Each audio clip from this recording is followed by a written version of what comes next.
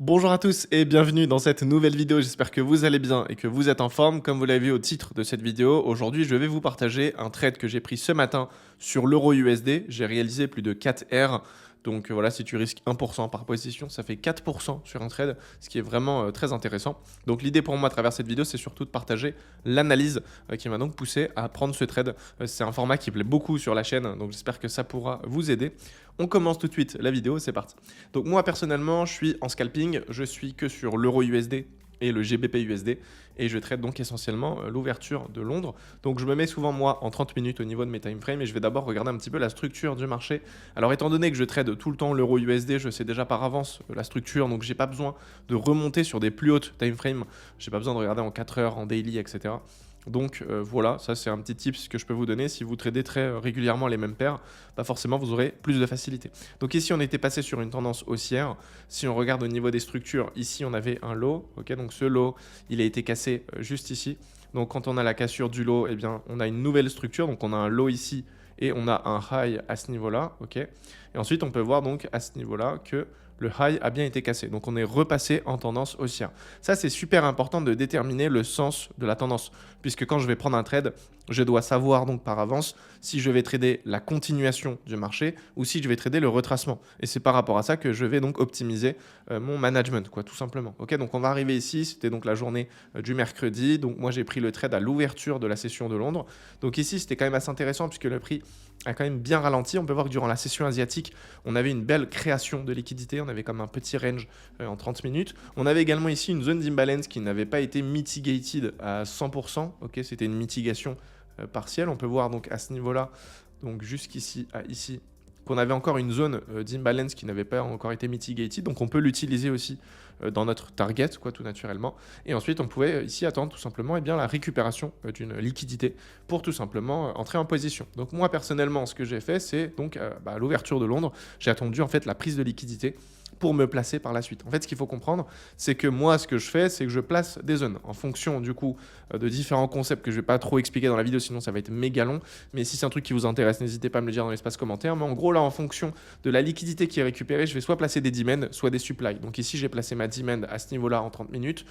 Donc à partir de là, ce que je vais faire, c'est que je vais attendre que le prix revienne dans ma zone. Ensuite, je vais utiliser du week-off pour tout simplement avoir une confirmation et être précis au niveau de mon entrée, étant donné que je suis en scalping, j'ai vraiment des tout petits stop loss, c'est ce que je vais vous montrer juste après. Et du coup, derrière, ça me permet de me placer vraiment comme un sniper et d'utiliser des tailles de lot qui sont quand même assez conséquentes. Donc ici, moi, le prix revient donc à l'ouverture donc dans ma zone. Ce que je fais, c'est que je passe du coup sur des plus petites time frames. Je vais d'abord passer en une minute, voir un petit peu ce que le marché me fait. Tac. Donc ici, on peut voir que c'était quand même assez intéressant. Donc là, on avait quand même une belle création de liquidité. Ok, ici, tac. On peut voir donc à ce niveau-là qu'on est venu récupérer en fait la liquidité. Donc sur du M1, au niveau de la structure, c'est peut-être pas évident à identifier. Moi, ce que j'aime bien faire, c'est descendre sur du coup les time frames. Donc je vais juste faire comme ça avec le mode replay. Tac, et ensuite je vais passer donc en 15 secondes et comme ça à partir de 15 secondes je vais pouvoir vous montrer un petit peu la structure. D'ailleurs j'en profite pour vous partager également à l'écran du coup les preuves comme quoi j'ai bien pris ce trade. D'ailleurs je partage tout sur Instagram, donc s'il y en a certains qui ont des doutes sur les positions que je vous montre, n'hésitez pas à regarder sur Instagram, je vous partage vraiment toutes les positions pendant que je suis dans le trade, une fois que c'est clôturé, enfin vraiment vous avez tout de A à Z et ça me permet donc d'être 100% transparent. Donc ici au niveau de ma structure, moi donc comment j'ai pu identifier ça, c'est pas très compliqué. Donc moi j'avais mon SC ici, donc le SC c'est le Selling Climax, donc SC, AR, ST, liquidation dessus, liquidation en dessous. Et donc moi ce que je vais faire, c'est que je vais me placer ici à la cassure directement. Donc ce que j'ai fait, c'est que je suis rentré à ce niveau-là. Donc moi j'ai un spread à 0, je suis chez IC Market, donc c'est l'avantage quand tu es en scalping, forcément si tu n'as pas de spread, tu seras directement placé du coup au point d'entrée que tu as donc sur MT4 ou MT5 ou voilà la plateforme que tu utilises, tu ne seras jamais décalé. Donc mon stop loss, je le mets en dessous de la structure, comme on peut le voir. Donc là, c'est le mouvement de liquidation. Ça, c'est vraiment un mouvement que j'apprécie particulièrement parce que de manière générale, il est protégé. Donc, si on met le stop loss en dessous et que cette zone est protégée, bah, le marché, comme on peut le voir, ne va jamais revenir en dessous de cette zone. Et donc, ça nous permet de tout simplement sortir du risque. Ok, donc ici, on peut voir qu'il y avait bien plus de 4 R. Donc, je ne suis pas sorti pile au sommet, je suis sorti quand même un petit peu plus bas. Mais j'ai fait donc plus de 4 R ici. Au niveau de mon stop loss, on est à 3,4 pips. Ok, ça, c'est important. Je me dois de le souligner parce qu'il y en a certains, quand ils vont sur le compte Instagram et qu'ils voient 25 de l'eau ou 30 de l'eau, 35 de l'eau sur l'euro USD, ils me disent mais t'es complètement malade, tu prends des risques démesurés. Non, en fait, je prends pas des risques démesurés, c'est juste que mon stop loss, il est tout petit. Ok, donc j'ai 3,4 pips de stop loss. Donc c'est vraiment des entrées chirurgicales. Ok, si mon stop loss est plus conséquent, alors naturellement, je vais devoir réduire la taille de l'eau. Ok, mais là, étant donné que je suis que sur des petits stop loss, bah forcément, je peux prendre des tailles de l'eau qui sont plus conséquents et forcément donc manager en conséquence. Ok, c'est hyper important de comprendre ça. Moi, au niveau de mes stop loss, je dépasse jamais 5 pips. Ok, et du coup, voilà. Donc en ce qui concerne le mouvement, c'était vraiment très clean. Hein. Le marché a explosé.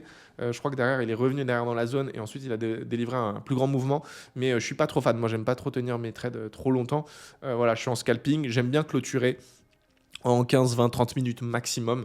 Et comme ça, je quitte les graphiques et je passe à autre chose. Ok, donc moi, c'est ma manière de procéder. Je vous dis pas que c'est la meilleure ou quoi que ce soit. Je vous dis simplement que c'est celle qui fonctionne le mieux pour moi. Là, ça va faire des années et des années maintenant que je trade toujours de la même manière, avec la même stratégie sur les mêmes actifs.